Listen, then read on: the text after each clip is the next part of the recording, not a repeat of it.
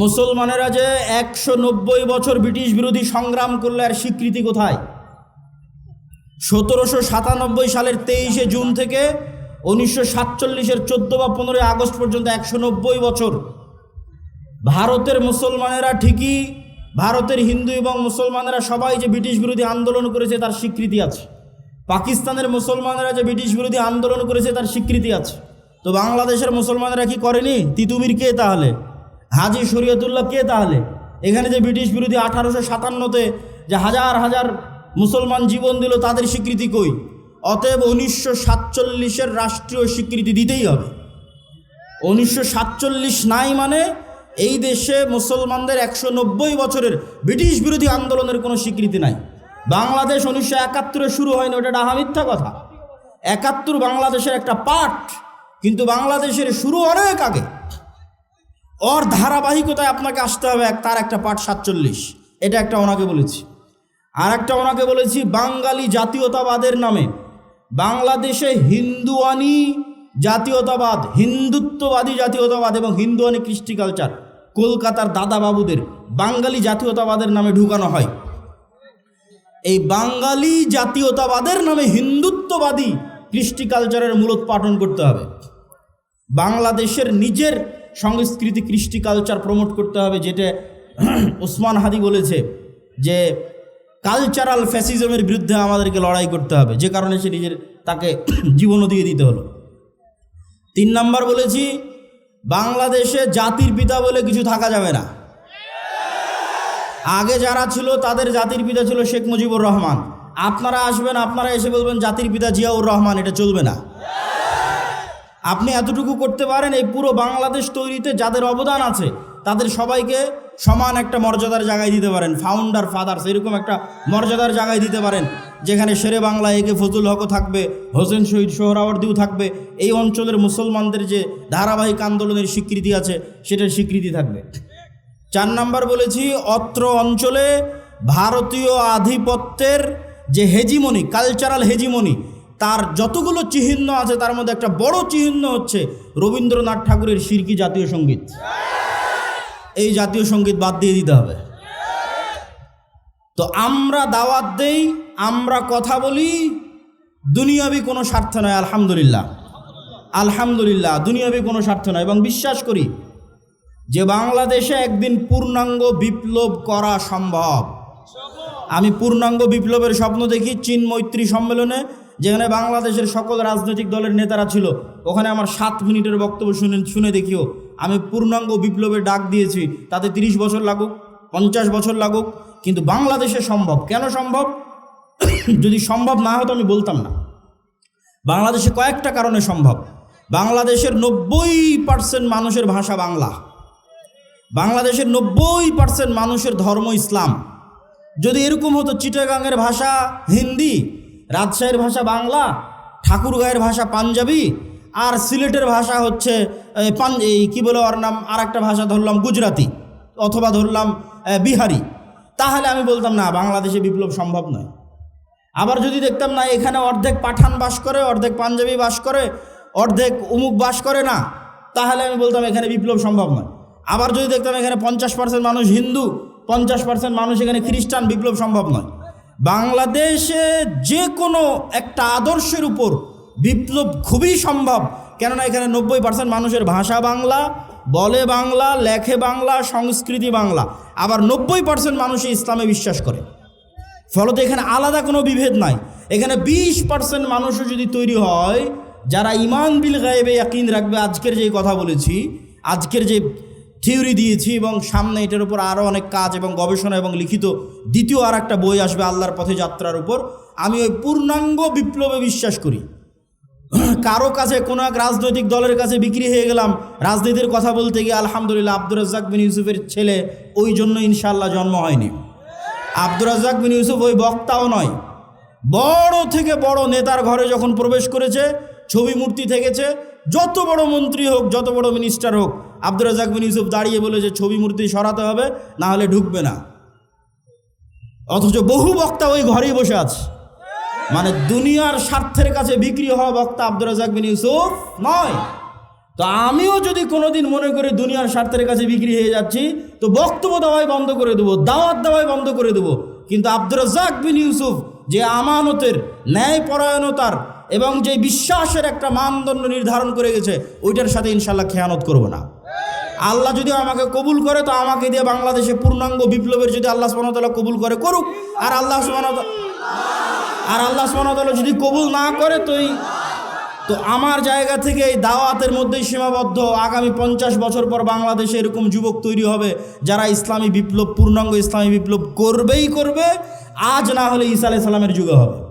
কিন্তু আমরা বিক্রি হওয়ার মধ্যে নয় ইনশাআল্লাহ। আর ওইভাবে আমাদেরকে আমার মা এবং বাবা বড়ও করেনি, আলহামদুলিল্লাহ। দুনিয়ার কারো কাছে কোনো কিছুর জন্য মুখাপেক্ষী নয়, আলহামদুলিল্লাহ। যেমন আমি আজকে এখানে উপস্থিত হয়েছি, হব কি হব না এটা নিয়ে সন্দেহ, কিন্তু উপস্থিত হওয়ার পর আপনার সন্দেহ দূর হয়ে গেছে। না, আব্দুল্লাহ বিন আব্দুর রাজ্জাক উপস্থিত হয়েছে, এই যে সন্দেহ দূর হয়ে গেল, এটাকে বলে ইয়াকিন। তো আমাকে দেখে, আমার বক্তব্য শুনে আপনার মধ্যে যেই মানের বিশ্বাস কাজ করতেছে, এখন এই জায়গায় যে ফেরেশতারাও উপস্থিত আছে, এটার উপর যেই দিন ওই মানের বিশ্বাস কাজ করবে, সেই দিন বিজয়ের রাস্তা শুরু হয়ে যাবে। আমাদের বিশ্বাসে দুর্বলতা আছে। আমরা মনে করি আগামীকাল মারা যাব, পরশুদিন মারা যাব, আরও হয়তো 5 বছর বাঁচবো, আরও হয়তো 10 বছর বাঁচব। কিন্তু ইমান বিল আখিরাহ, পরকালের উপর ইয়াকিন রাখা মানে হচ্ছে আমরা মারা গেছি। মৃত্যুকে নিজের হাতের মুঠোয় নিয়ে নেওয়া, এটার জন্য ভয় না পাওয়া, এটার জন্য পিছপা না হওয়া, নিজে কল্পনা করে নেওয়া যে আমরা মারা গেছি। এবং এই কল্পনা যদি আমরা একবার করতে পারি, তাহলে যে কোনো সিদ্ধান্ত নিতে আমাদের জন্য সুবিধা হবে। ইমান বিল গায়েবে ইয়াকিন ছাড়া কেন মুসলমানদের বিজয় হয় না? মুসা আলাইহিস সালাতু ওয়াস সালাম যে অবস্থায় দুর্বল ছিলেন, ফেরাউনের বিপরীতে আমরা তার চেয়ে বেশি দুর্বল। বরং মুসা আলাইহিস সালাতু ওয়াস সালাম ফেরাউনের তুলনায় যা দুর্বল ছিলেন, আমরা অত দুর্বল নই, আমাদের চেয়ে বেশি দুর্বল মুসা আলাইহিস সালাতু ওয়াস সালাম। আরও স্পষ্ট করে বললে, গাজার মুসলমানেরা আজকের ইসরায়েলের তুলনায় যা দুর্বল, আজ থেকে 4000 বছর আগে মুসা আলাইহিস সালাম ফেরাউনের তুলনায় তার চেয়ে বেশি দুর্বল। নবী হিসেবে মুসা আলাইহিস সালাতু ওয়াস সালামকে দেখতে যত বড় মনে হচ্ছে, ওনার উঠে আসাটা তত করুণ এবং তত অসহায়। মানে যত অসহায় এবং করুণ অবস্থা থেকে উঠে এসেছে, পৃথিবীতে আর কোনো নবী এতটা অসহায়, এতটা করুণ অবস্থা থেকে উঠে আসেনি। তো মুসা আলাইহিস সালাতু ওয়াস সালাম যে বিজয়ী হচ্ছেন, ফেরাউন যে পরাজিত হচ্ছে, এটার একটাই রাস্তা, সেটা যে ইমান বিল গায়বে ইয়াকিন। মুসা আলাইহিস সালাতু ওয়াস সালামের হাতের লাঠি যখন সাপে পরিণত করে দিলেন আল্লাহ, এটার মাধ্যমে মুসা আলাইহিস সালামের যখন ইয়াকিন তৈরি হলো আল্লাহর শক্তি, আল্লাহর ক্ষমতার উপর, তখন ওনার অন্তরে এই বিশ্বাস ঢুকে গেল যে লা হাওলা ওয়ালা কুওয়াতা ইল্লা বিল্লাহ। লা হাওলা ওয়ালা কুওয়াতা ইল্লা বিল্লাহ, এই বাক্যের অর্থ এটা নয় যে ফেরাউনের শক্তি আল্লাহর শক্তির তুলনায় দুর্বল, জি না। এই বাক্যের অর্থ এটা নয় যে ফেরাউনের শক্তি আল্লাহর শক্তির তুলনায় কম, জি না। এই বাক্যের অর্থ হচ্ছে আল্লাহর শক্তির তুলনায় ফেরাউনের শক্তি 0। যেই দিন মুসা আলাইহিস সালামের অন্তরে এই বিশ্বাস তৈরি হয়ে যাবে, সেই দিন মুসা আলাইহিস সালাম ফেরাউনকে দাওয়াত দিতে পারবে, ফেরাউনের মুখোমুখি হতে পারবে, বিক্রি হবে না, আল্লাহর উপর ভরসা রাখতে পারবে। তো আপনার অন্তরে যেই দিন এরকম বিশ্বাস তৈরি হয়ে যাবে যে আমেরিকা এবং ভারতের শক্তি আল্লাহর শক্তির তুলনায় কম না, আল্লাহর শক্তির তুলনায় দুর্বল, জি না, আল্লাহ সুবহানাহু ওয়া তাআলার শক্তির তুলনায় 0, 0, এই বিশ্বাস যেই দিন অর্জন করে নিতে পারবেন, সেই দিন বিজয়ের রাস্তা শুরু। এই বিশ্বাসের নামই হচ্ছে ইমান বিল গায়বে ইয়াকিন। না দেখা অদৃশ্য জগৎকে যেন চোখে দেখতে পাচ্ছি। লিনুরিয়াহু মিন আয়াতিনা, মুহাম্মদ সাল্লাল্লাহু আলাইহি ওয়াসাল্লামকে মেরাজের সফর করানো হয়েছে আল্লাহর নিদর্শন দেখানোর জন্য। যে জান্নাতের কথা শুনতা, ওই জান্নাত চোখে দেখো, যে জাহান্নামের কথা শুনতা, ওই জাহান্নাম চোখে দেখো। তাহলে আমরা ইমানের যে 6টা অধ্যায় পড়ি, এই 6টার ওপর যেই দিন আমাদের বিশ্বাস ইয়াকিনের পর্যায়ে চলে যাবে, যেন আমরা দেখতে পাচ্ছি, ওই দিন আমাদের মুক্তির রাস্তা শুরু। তার মধ্যে যেই উদাহরণ দিয়ে আলোচনা শুরু করেছি, ফেরেশতাদের অস্তিত্ব, যে আপনার এখানে উপস্থিতির চেয়ে বেশি সত্য যে এখানে ফেরেশতারা আছে, আমার উপস্থিতির চেয়ে বেশি সত্য যে এখানে ফেরেশতারা আছে। এই পর্যায়ের যেই দিন ইয়াকিন অর্জন হবে, যেন আপনি ফেরেশতাদের দেখতে পাচ্ছেন, যেন আপনি জান্নাত জাহান্নাম দেখতে পাচ্ছেন, যেন আপনি বিশ্বাস করে নিয়েছেন যে আপনি মারা গেছেন, সেই দিন আর মুসলমানেরা বস্তুবাদী থাকবে না। মুসলমানদের পিছিয়ে থাকার সবচেয়ে বড় কারণ হচ্ছে মুসলমানেরা বস্তুবাদী, দুনিয়াকে সামনে রেখে সিদ্ধান্ত নেয়, পরকালকে সামনে রেখে সিদ্ধান্ত নেয় না। পরকালকে সামনে রেখে সিদ্ধান্ত না নেওয়ার কারণেই ন্যায়পরায়ণতা, আমানতদারিতায় ঘাটতি তৈরি হয়, যেটা আমাদের বক্তব্যের 4 নম্বর পয়েন্টে আছে। পয়েন্ট নাম্বার 2, আল্লাহর সাহায্য ছাড়া ইসলাম এবং মুসলমানদের বিজয় হয় না। রাসূলুল্লাহ সাল্লাল্লাহু আলাইহি ওয়াসাল্লাম সর্বশেষ এবং সর্বশ্রেষ্ঠ নবী হওয়ার পরেও, সর্বশ্রেষ্ঠ রাসূল হওয়ার পরেও তিনি একটা যুদ্ধেও ততক্ষণ বিজয় লাভ করতে পারেননি যতক্ষণ কার সাহায্য না পেয়েছেন? আল্লাহর সাহায্য। দলিল, বদরের যুদ্ধের দিন রাসূলুল্লাহ সাল্লাল্লাহু আলাইহি ওয়াসাল্লাম বদরের যুদ্ধের আগের রাতে লম্বা সালাত আদায় করছেন। বদরের যুদ্ধের দিন তাঁবুতে খিমায় হাত উঠিয়ে দোয়া করতে করতে করতে করতে এত উঁচুতে হাত উঠিয়েছেন যে তার গায়ের চাদর খুলে পড়ে গেছে। যে চাদর গায়ে ছিল সেটা খুলে নিচে পড়ে গেছে। তার লম্বা সালাত এবং লম্বা দোয়া দেখে আবু বকর রাদিয়াল্লাহু তাআলা আনহু ক্লান্ত হয়ে গেছেন। যে কাফাকা মুনাশাদাতাকা রব্বাক, আপনি নবী হয়ে আপনি যত সালাত আদায় করছেন, আল্লাহর কাছে যত দোয়া করছেন, তো অনেক। নবীরও এত সালাত, এত দোয়ার প্রয়োজন হয়? সম্মানিত উপস্থিতি, তাহলে মুহাম্মদ সাল্লাল্লাহু আলাইহি ওয়াসাল্লাম আমার এবং আপনার চেয়ে ভালো জানেন, আমার এবং আপনার চেয়ে ভালো বুঝেন যে তিনি বদরের যুদ্ধে কার সাহায্য ছাড়া জিততে পারবেন না? আল্লাহর সাহায্য ছাড়া। আবার ঠিক তিনি এটা আমার এবং আপনার চেয়ে ভালো বুঝেন যে আল্লাহর সাহায্য আসমান থেকে এমনি এমনি নামে না। আল্লাহর সাহায্য আসমান থেকে নামাতে হলে আমি মুহাম্মদ যতই সর্বশ্রেষ্ঠ নবী আর রাসূল হই, আমাকে রাতের সালাত আদায় করতে হবে। তাহলে মুহাম্মদ সাল্লাল্লাহু আলাইহি ওয়াসাল্লাম সর্বশ্রেষ্ঠ রাসূল হওয়ার পরেও আল্লাহর সাহায্য নিবেন, এই জন্য উনি রাতে সালাত আদায়ের মুখাপেক্ষী।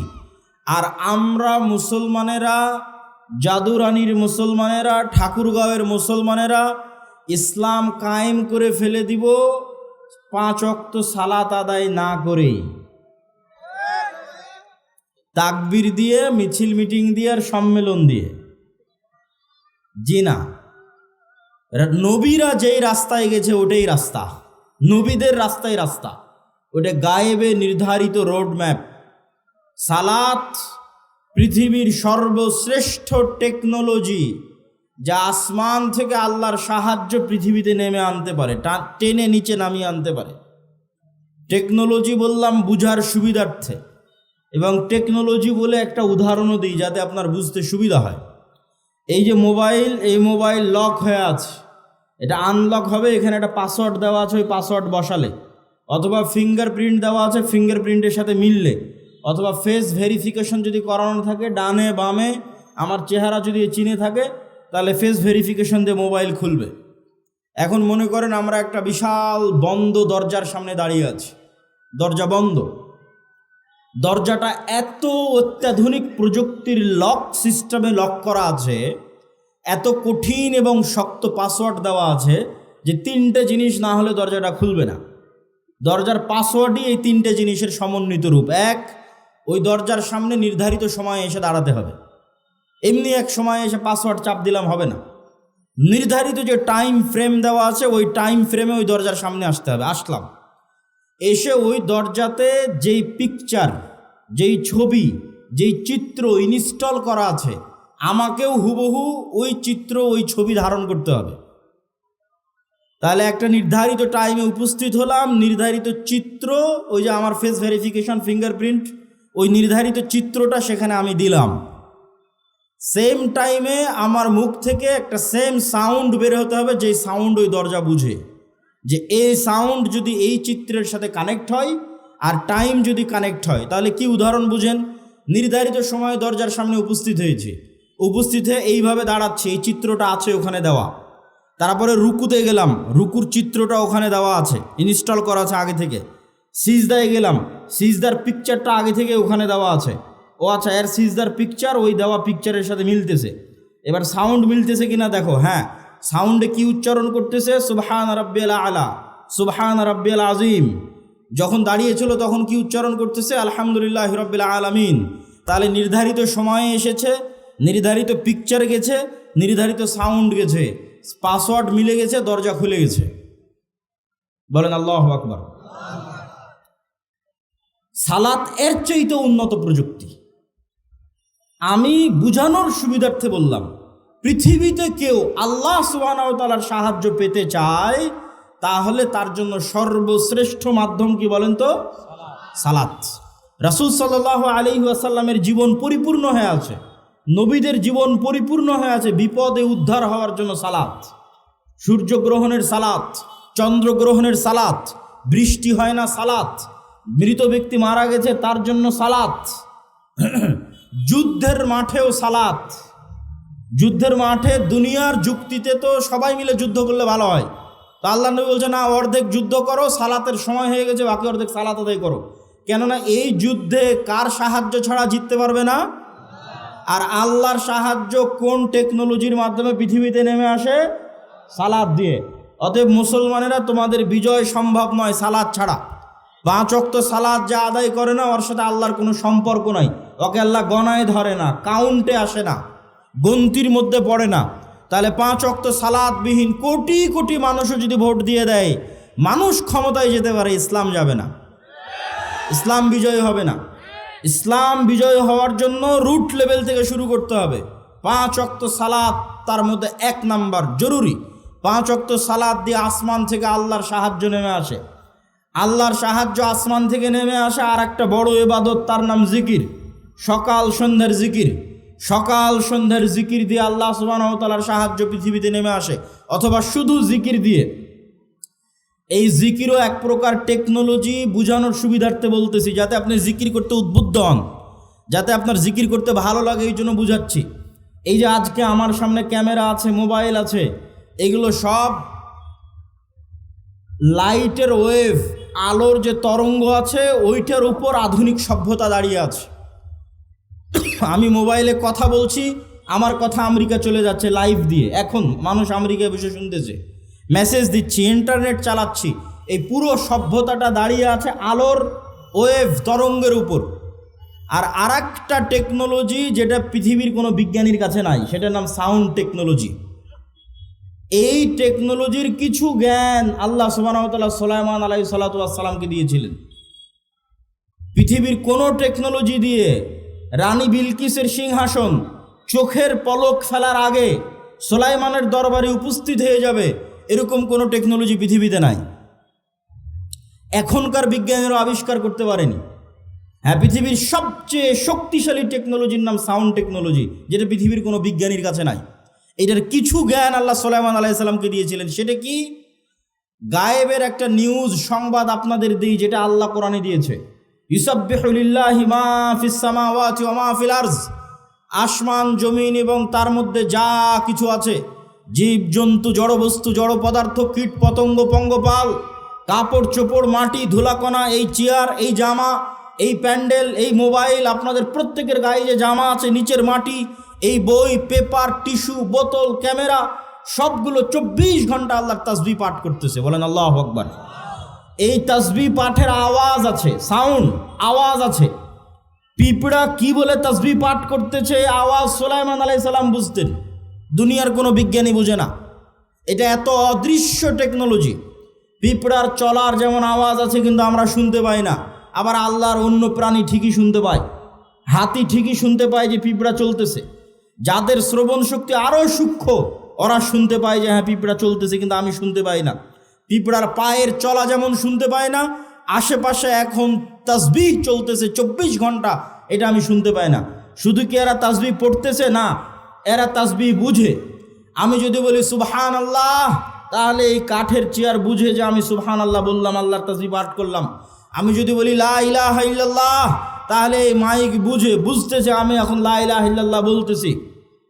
এই জন্য রাসূল সাল্লাল্লাহু আলাইহি ওয়াসাল্লাম বলেন, মুয়াজ্জিন যখন আজান দেয়, মুয়াজ্জিনের আওয়াজ যত দূর পর্যন্ত যায় অত দূর পর্যন্ত পৃথিবীর প্রত্যেক জীব জন্তু জড়বদাস্ত কীট পতঙ্গ পঙ্গপাল যা আছে এর প্রত্যেকটাই ওই আওয়াজ শুনে বুঝে এবং ওই আওয়াজের পক্ষে কিয়ামতের মাঠে আল্লাহর দরবারে সাক্ষী দিবে। আল্লাহু আকবার। তাহলে সাউন্ড, এই সাউন্ড এরা 24 ঘন্টা এখান থেকে সাউন্ড নির্গত করতেছে। সম্মানিত উপস্থিতি, আল্লাহ সুবহানাহু তাআলা আমাদের আজকের এই বক্তব্য বুঝার তৌফিক দান করুক। জিকির কেন পাওয়ারফুল, জিকির কেন শক্তিশালী, এটা আমরা বুঝার চেষ্টা করি। সাউন্ড কেন পাওয়ারফুল? আল্লাহ আসমান এবং জমিন তৈরি করলেন কুন ফায়াকুন, আল্লাহ হও বললে হয়ে যায়। আল্লাহ বললেন আসমান এবং জমিন ধ্বংস করব, আওয়াজ সেট করে দিলেন। ইসরাফিল কান খাড়া করে আছে, সামনে বাঁশি আছে, ফু দিবে, আওয়াজ তৈরি হবে। আল্লাহর আদেশে ইসরাফিল আওয়াজ তৈরি করবে, এই আওয়াজে আসমান ভেঙে পড়ে যাবে, আওয়াজে সূর্য চন্দ্র দ্বিখণ্ডিত হয়ে চূর্ণ বিচূর্ণ হয়ে যাবে, আওয়াজে পৃথিবীর পাহাড়গুলো আকাশে উঠতে থাকবে আওয়াজে। এবার সারা পৃথিবী ধ্বংস, সব মানুষ মরে গেছে। কতদিন এভাবে থাকবে আল্লাহ ভালো জানে। জিবরাইল মরে গেছে, মালাকুল মউত মরে গেছে।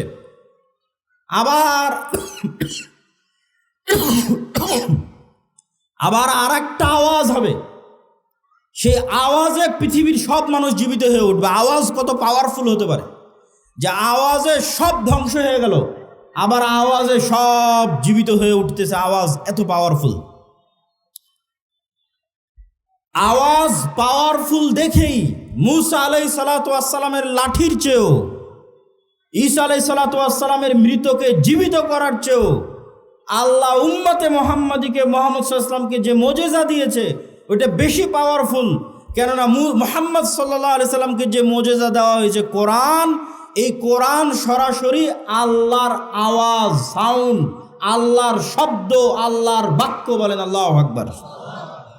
এই জন্য কোরআন সর্বশ্রেষ্ঠ জিকির, জিকির সবচেয়ে পাওয়ারফুল। পৃথিবীর এমন কোনো অসম্ভব নয় যে অসম্ভবকে সম্ভব করা সম্ভব নয় জিকির দিয়ে।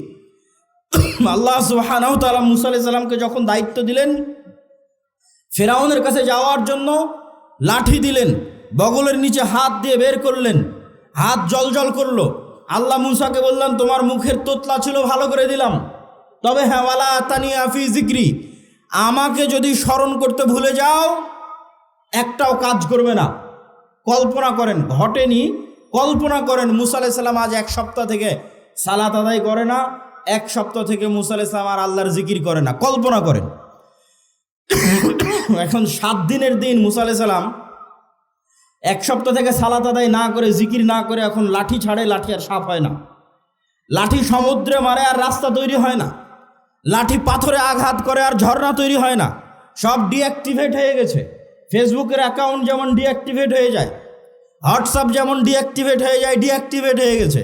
ওইটা অ্যাক্টিভেট থাকবে কিভাবে? কলব, পৃথিবীর সর্বোন্নত প্রযুক্তির মেশিন কলব, এইটা যখন জিকিরের মাধ্যমে আল্লাহর সাথে কানেক্টেড। আল্লাহ মুসাকে বলছে ওয়ালা তানিয়া ফি যিকরি, লাঠি দিয়েছি, জিহ্বা ঠিক করে দিয়েছি, বগলের নিচ দিয়ে হাত বের করলে আলো হয়, ভাইকে দিয়েছি সকল শক্তি ক্ষমতা সাহায্য সব থাকবে। তোমার অন্তর যদি আল্লাহর সাথে জিকিরে কানেক্টেড থাকে তো লাঠি সমুদ্রে মারলে রাস্তাও তৈরি হবে, লাঠি পাথরে আঘাত করলে ঝর্ণাও তৈরি হবে।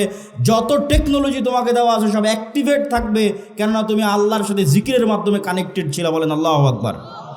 এই জন্য জিকির সবচেয়ে পাওয়ারফুল টেকনোলজি। জাকারিয়া আলাইহিস সালাতু ওয়াস সালাম বলেন আল্লাহ আমার সন্তান দরকার। আল্লাহ বললেন সন্তান হবে। জাকারিয়া আলাইহিস সালাতু ওয়াস সালাম নিজেই বিশ্বাস করতে পারেন না সন্তান হবে। বলেন আল্লাহ আলামত বলেন। আল্লাহ বলেন আলামত হচ্ছে সকাল সন্ধ্যায় জিকির করবে, এটাই আলামত, এটা দিয়েই তোমার সন্তান হবে। এই বার্ধক্য বয়সী বন্ধা স্ত্রীর সন্তান হয়ে যাবে আল্লাহর জিকিরের মাধ্যমে, সকাল সন্ধ্যার জিকিরের মাধ্যমে। সম্মানিত উপস্থিতি, তাহলে আমাদের 3 নাম্বার পয়েন্ট শেষ। 1, মুসলমানদের বিজয়ের জন্য ঈমান বিল গায়বে ইয়াকিন লাগবে। 2, আল্লাহর সাহায্য ছাড়া বিজয় হয় না। 3, আল্লাহর সাহায্য পৃথিবীতে আনার জন্য সালাত লাগবে, জিকির লাগবে, ইবাদত লাগবে। নামাজ না পড়ে, নবী রাসূলের সুন্নাতের অনুসরণ না করে কেউ বলবে আমি ইসলাম এবং মুসলমানদের বিজয় করব, কালেমার পতাকা বিজয় করব, আর নিজের উপকার হতে পারে, ইসলাম এবং মুসলমানদের বিজয় হবে না। আর 2টা পয়েন্ট দিয়ে বক্তব্য শেষ। তারপরে যদি আপনাদের কোনো প্রশ্ন উত্তর থাকে 5 মিনিট প্রশ্ন উত্তর, তারপরে পাগড়ি পরিধান। 2টা কি? সত্যবাদিতা, ন্যায়পরায়ণতা, জ্ঞান এবং শিক্ষা। এই যেমন মোবাইল তৈরি করেছে, মোবাইল যারা তৈরি করেছে, এই মোবাইলের একটা বাটন আছে ফ্ল্যাশ লাইট জ্বালানোর জন্য। এই যে চাপ দিলাম ফ্ল্যাশ লাইট জ্বলতেছে। এখন এই মোবাইলের এই ফ্ল্যাশ লাইটে যদি হিন্দু চাপ দেয় জ্বলবে না? জ্বলবে না। যদি খ্রিস্টান চাপ দেয় জ্বলবে না? জ্বলবে না। মুসলমান চাপ দিলে না, ওকে বলা আছে যে হিন্দু চাপ দিলে জ্বলবি না, মুসলমান চাপ দিলে জ্বলবি, বা মুসলমান চাপ দিলে জ্বলবি না, হিন্দু চাপ দিলে জ্বলবি না। আল্লাহ নিজে এই পৃথিবীকে একটা ফাংশনের উপর ডেভেলপ করেছে। এই পৃথিবীতে আল্লাহর কিছু মূলনীতি আছে। যেমন আল্লাহ পৃথিবীতে আগুন তৈরি করেছে জ্বালানোর জন্য। আল্লাহ পৃথিবীতে ছুরি, লোহা ধার দিলে মানুষকে কাটবে। এখন লোহা, ছুরি ধার দিয়ে তরবারি বানিয়ে যদি আল্লাহর নবীর চাচা হামজার গলাতেও চালানো হয়, তো ছুরি বলবে না যে না এটা তো হামজার গলা, চলবো না, চলে গেছে, হামজা মরে গেছে, শহীদ হয়ে গেছে। বদরে, উহুদে, খন্দকে অসংখ্য সাহাবী শহীদ হয়েছে। তো কই ছুরি তো থামেনি যে না এটা অমুকের গলা, চলবো না। জি না, আল্লাহ যেটার উপর পৃথিবীকে যেই কাজের জন্য সৃষ্টি করেছে, যেই সিস্টেমের উপর ডেভেলপ করেছে, ওটা এখন যে ব্যবহার করবে অরটাই কাজ করবে। ব্যবহার করুক এখন কাফের, মুশরিক, মুনাফিক, আর ব্যবহার করুক মুসলমান, মুত্তাকি, আল্লাহওয়ালা, সেটা দেখার বিষয় না। হ্যাঁ, আল্লাহ নিজের নিয়ম ভাঙ্গেন, নিজের তৈরি করা নিয়ম ভাঙ্গেন। যেমন আগুনকে তৈরি করা হয়েছে জ্বালানোর জন্য, তো ইব্রাহিমকে জ্বালায়নি, কিন্তু ওই আগুনই আবার ঠিকই সূরা বুরুজে আসহাবুল উখদুদ পুরো একটা জাতিকে, মনে করেন পুরো জাদুরানির সব মানুষকে জ্বালিয়ে দিয়েছে। সবাই মুমিন, আল্লাহ নিজে বলছে সব জ্বলে মরে গেছে, থামায়নি। সম্মানিত উপস্থিতি, তাহলে আল্লাহ এই পৃথিবীকে ডেভেলপ করেছে 2টা ফাংশন দিয়ে নেতা হওয়া যায়। মুসলমানেরা যদি বলে আমরা আজ থেকে গোলাম থাকতে চাই না, নেতা হতে চাই, তাহলে পৃথিবীতে 2টা ফাংশন আল্লাহ দিয়ে রেখেছে নেতা হওয়ার জন্য। একটার নাম জ্ঞান ও শিক্ষা, আর একটার নাম সত্যবাদিতা ও ন্যায়পরায়ণতা। জ্ঞান শিক্ষা মনে করেন একটা বাটন, এই জ্ঞান শিক্ষার বাটনে চাপ দিলেই নেতা বের হয়ে আসবে, মোবাইলের মতো। এখন জ্ঞান শিক্ষার বাটনে যদি ইউরোপ, আমেরিকার ইহুদি, খ্রিস্টান জ্ঞান অর্জন করে, আর জাদুরানির যুবক যদি বলে আমি free fire, PUBG, BPL, IPL, জুয়া, অনলাইন বেটিং, নেশা, বিড়ি, সিগারেট এগুলো নিয়ে ব্যস্ত থাকবো, তাহলে আল্লাহ বলবে না যে এই জ্ঞান শিক্ষা ইহুদি খ্রিস্টানরা অর্জন করছে, ওকে নেতা বানাবো না। আমার জাদুরানির একটা জুয়াখোর, নেশাখোর মুসলমান আছে, ওকে নেতা বানাবো। আল্লাহ এটা করবে নাকি? আপনাদের কি মনে হয় আল্লাহ এটা করবে? জি না। ফাংশন যে ইউজ করবে তার জন্যই কাজ করবে। অতএব তোমরা যদি বলো আমাদের নেতা হতে হবে, আজাদি থেকে গোলামি থেকে মুক্তি দরকার, আজাদ হতে হবে, জ্ঞান অর্জন ছাড়া পৃথিবীতে আর দ্বিতীয় কোনো রাস্তা নাই। নেশা এবং জুয়া দিয়ে মানুষকে গোলাম বানানো যায়। যদি পুরো একটা সমাজকে নেশাগ্রস্ত, জুয়াগ্রস্তে আসক্ত করে দেওয়া যায়, বিশেষ করে ইয়াং জেনারেশনকে, এরা জ্ঞানও অর্জন করবে না, প্রশ্নও করবে না। শরীফ ওসমান হাদি যদি জুয়াগ্রস্ত, নেশাগ্রস্ত হতো, আয়সা জ্ঞানও অর্জন করতো না, প্রশ্নও করতো না, তাহলে নিশ্চিন্তে রাজত্ব ঠিক থাকতো। 2 নাম্বার কি? ন্যায়পরায়ণতা এবং সত্যবাদিতা দিয়ে নেতা তৈরি হয়। মিথ্যা, ধোঁকা, দুর্নীতি, গোলামির চিহ্ন। মুসলমানদের ওপর গণতান্ত্রিক সিস্টেম এবং সুদ, এই 2টা চাপিয়ে দেওয়া আছে গোলাম তৈরি করার জন্য।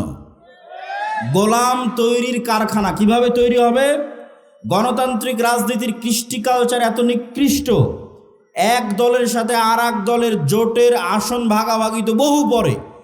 এক আসনের একই দলের 5 জন মনোনয়ন প্রার্থী যদি লবিং না করে, যদি লিয়াজু না করে, যদি টাকা পয়সার লেনদেন না করে, যদি মিথ্যা বলে আর একজনকে নিচে তার দুর্নাম করে নিচে নামাতে না পারে, যদি ধোঁকাবাজির অভিনয়ের গেম না খেলে, ও জীবনে কোনোদিন মনোনয়ন নিয়ে আসতে পারবে না। তাহলে মনোনয়ন নিয়ে আসার জন্য প্রত্যেক যেই রাস্তার মধ্যে দিয়ে ওই যাচ্ছে, ওই রাস্তাটা হচ্ছে ধোঁকা, দুর্নীতি, 2 নম্বরই রাস্তা। প্রতি মুহূর্তে নিজের আত্মমর্যাদা বিক্রি করে ওই রাস্তায় চলতেছে। তাহলে এই রাস্তায় গিয়ে যদি 300 জন এমপিও নির্বাচিত হয়ে আসে এবং আপনাদের দৃষ্টিতে এই 300 জন নেতা হিসেবে গণ্য হয়, আল্লাহর কসম করে বলছি, আল্লাহর দৃষ্টিতে এই 300 জন গোলাম। কেননা যে কালচারের মধ্যে দিয়ে উঠে এসেছে, এটা গোলাম তৈরির কারখানা। ওকে যে এই কালচারের মধ্যে দিয়ে উঠে এসেছে, ওকে টাকা দিয়ে ভারতও কিনে নিতে পারবে, ওকে টাকা দিয়ে আমেরিকাও কিনে নিতে পারবে। আর যখনই সত্যবাদী ন্যায় পরায়ণ হবে, লবিং লিয়াজও নয়, জ্ঞান অর্জন করেছে, জ্ঞানকে বিক্রি করবে না, শতভাগ সত্য বলবে, শতভাগ ন্যায় প্রতিষ্ঠা করবে, এরকম একটা নেতাও যদি বের হয়ে আসে, তাহলে ওকে ওই যে ওসমান হাদির মতো গুলি করে উড়িয়ে দিবে। এই নেতাকে ভয় পায়, পৃথিবী ভয় পায়, দুনিয়া ভয় পায়। তবে ওই নেতা হওয়া যাবে, 2টা শর্ত দিয়েছি, জ্ঞান অর্জন করতে হবে প্রচুর, এবং এই জ্ঞানকে বিক্রি করা যাবে না, শতভাগ আমানতদার, শতভাগ ন্যায়পরায়ণ হতে হবে। ন্যায় প্রতিষ্ঠা করাই 80% ইসলাম প্রতিষ্ঠা করা।